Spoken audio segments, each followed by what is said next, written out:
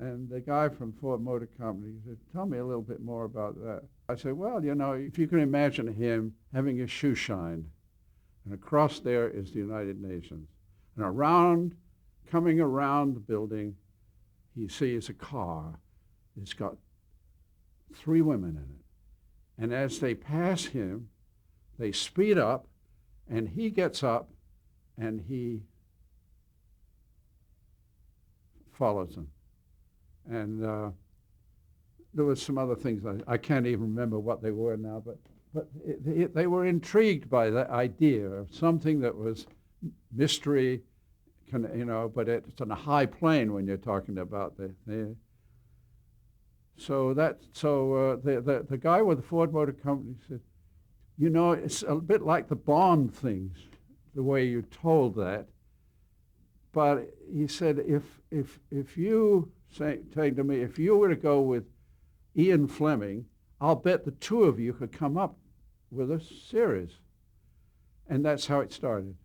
And he said, I like your character because the way you told it, it was so different from a character I have, James Bond. By this time I knew that he had a thing called James Bond. He said, because James Bond wouldn't have a background like you suggested. So that's great, he said. He said, why don't we call him Napoleon Solo? And I thought, why Napoleon? He said, well, it's a good name, It goes well with Solo.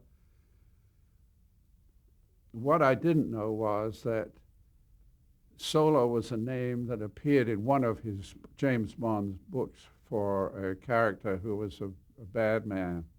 But he never told me that.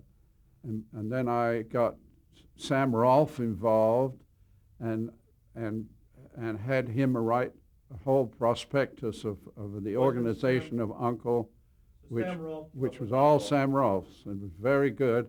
They liked it, though, but they weren't going to give us an order since we weren't going to make a pilot at that time. But I kept it alive, and, we eventually did it. So.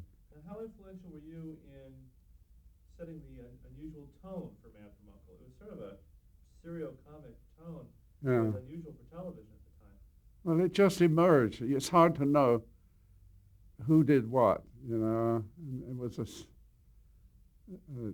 it's very difficult to unwind the mechanics of who. For instance, why was it called The Man from U.N.C.L.E? And then a time came when the lawyers said that I couldn't use that unless they were to say it in the show.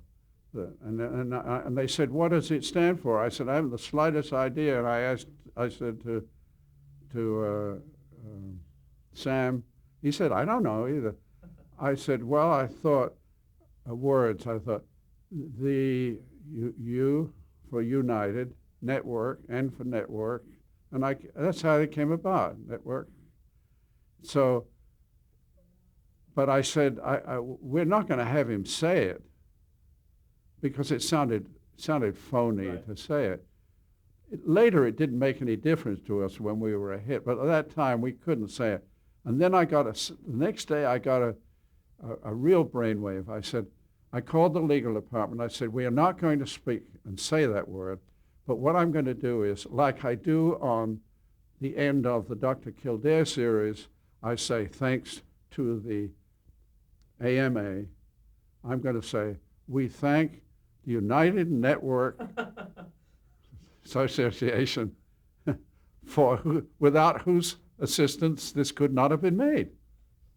It's an entirely fictional organization. And he said, that's wonderful, that's better. You have it in black and white there, it's better than saying it. So that's how the name came.